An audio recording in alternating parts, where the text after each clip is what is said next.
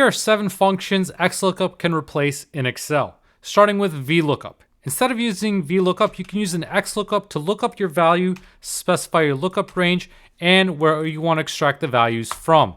Really easy to set up. XLOOKUP can also do an HLOOKUP, a horizontal lookup. Here we've got different studios, and I'm going to do an XLOOKUP that searches horizontally. So select my lookup value of Walt Disney, look in this range, and return a value from this range here. And it pulls in number 5 relating to Walt Disney for that specific row. In the past, you may have used the lookup function to retrieve the last value in a specific range. The problem is, it can be fairly complex to set up to make sure it's working properly. With XLOOKUP, we're specifying a lookup value of 1 because we're just looking for numbers. We're setting our lookup array and then our return array. We're skipping the if not found. The match mode set to 1 and the search mode -1, so we're searching from last to first. And it gives us the exact same value. XLOOKUP can also do the job of the index function. It can retrieve a value based on a set column and row value. First, we start by looking up this value for the year. We're going to look at this range.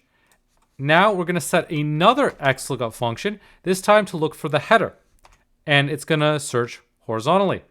The return array now is going to be the rest of the data set. The key thing is to make sure there's no overlap here, and it's going to give us the correct value. XLOOKUP can also do the job of the match function. So with the match function, we can find out what position a specific value is in a column. With the XLOOKUP function, what we can do is specify this lookup value, specify this lookup array to see where 2024 is found. And for the return array, we're going to use the row function for column A to find out what position it was found in. The next function to replace is the offset function. Offset is useful if you want your range to automatically adjust. Here we're calculating total tickets sold since 2020. This is obviously a complex function to set up. I'm going to show you an easier way to do this.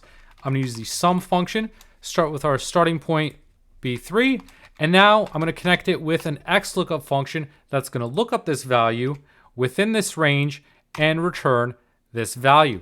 And now I'm going to close this out, and you can see it returns the exact same total, a whole lot simpler because XLOOKUP is smart enough to know that in this case, we're looking for a range, not a value.